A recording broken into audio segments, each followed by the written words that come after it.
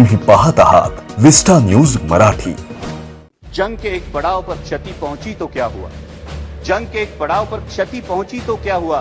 हम बचेंगे और भी लड़ेंगे, लेकिन कदम मिलाकर चलना होगा। लेकिन कदम मिलाकर चलना होगा, नए जोश से प्रारंभ करना होगा, वरना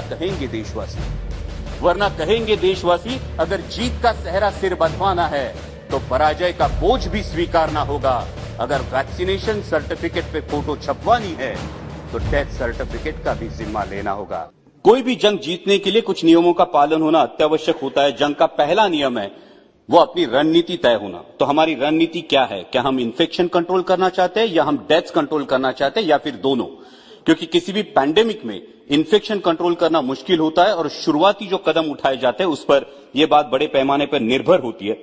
और इसीलिए इंटरनेशनल फ्लाइट्स पर रोक, विदेश से आने वाले यात्रियों की स्क्रीनिंग के साथ ही जरूरी है कि जो कोविड पॉजिटिव पाए गए हैं उनका जीनोम सीक्वेंसिंग किया जाए।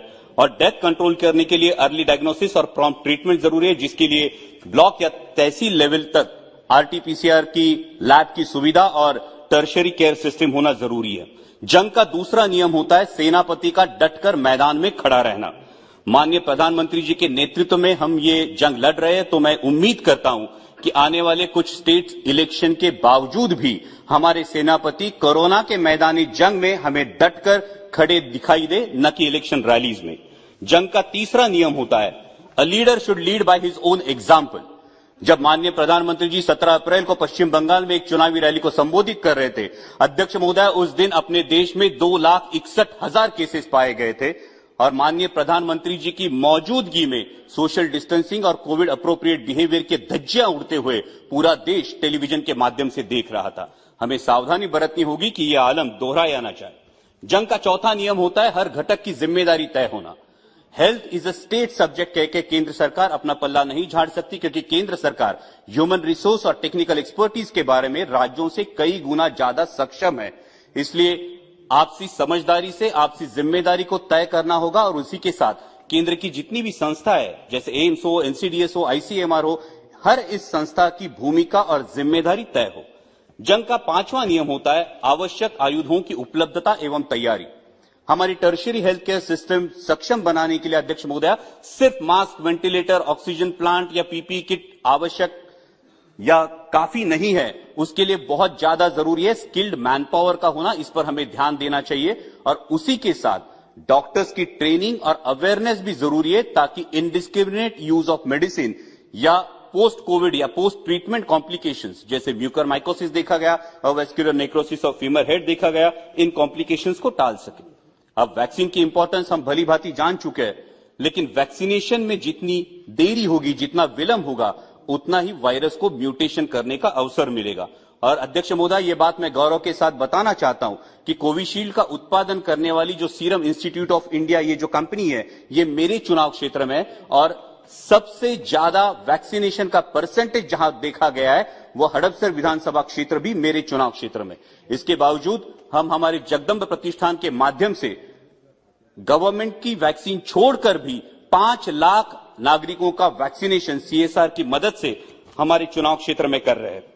लेकिन मैं आपके माध्यम से मंत्री जी से सवाल पूछना चाहूंगा कि इस वैक्सीनेशन के बारे में कुछ सवाल अभी भी जहन में है। पहला सवाल तो यह है कि सीरम इंस्टीट्यूट ने यह मांग की है कि दुनिया के कई देशों ने बूस्टर डोज रिकमेंड किया है, तो हम इस बारे में बूस्टर डोज के बारे में क्या सोच रहे हैं। दूसरी बात यह है कि कोविशील्ड लगने में जो अंतर है वो 84 डेज का अंतर है, क्या हम ये अंतर कम करके वैक्सीनेशन का दायरा बढ़ा सकते हैं। तीसरा क्वेश्चन है कि बच्चों में वैक्सीनेशन का क्या स्टेटस है। और जंग का छठा नियम होता है जो बहादुरी दिखाते हैं उनकी सराहना करना।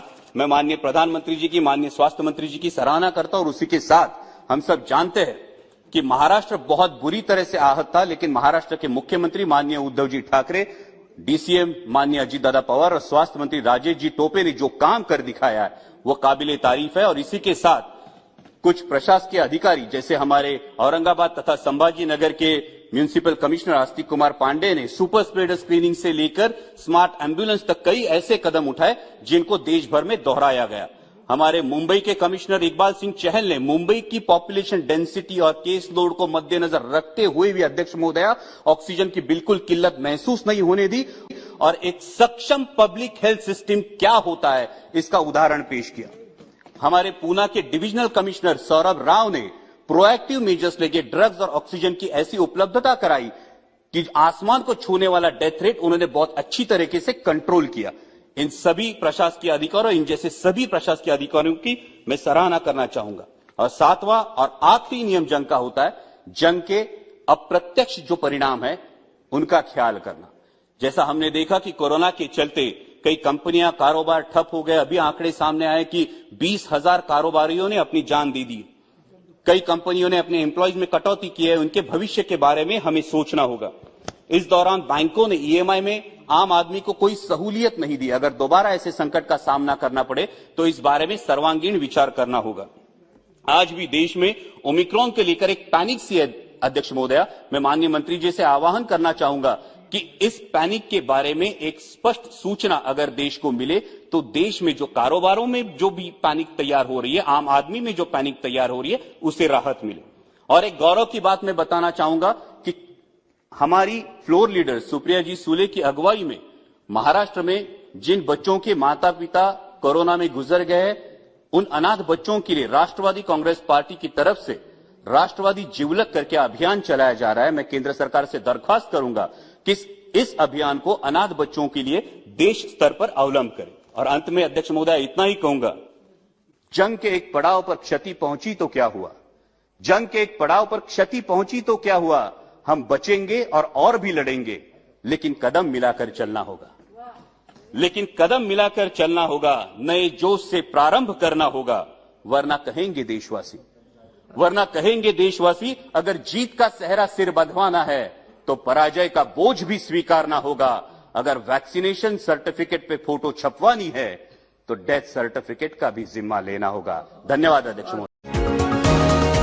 तुम्ही पाहत आहात विस्टा न्यूज मराठी।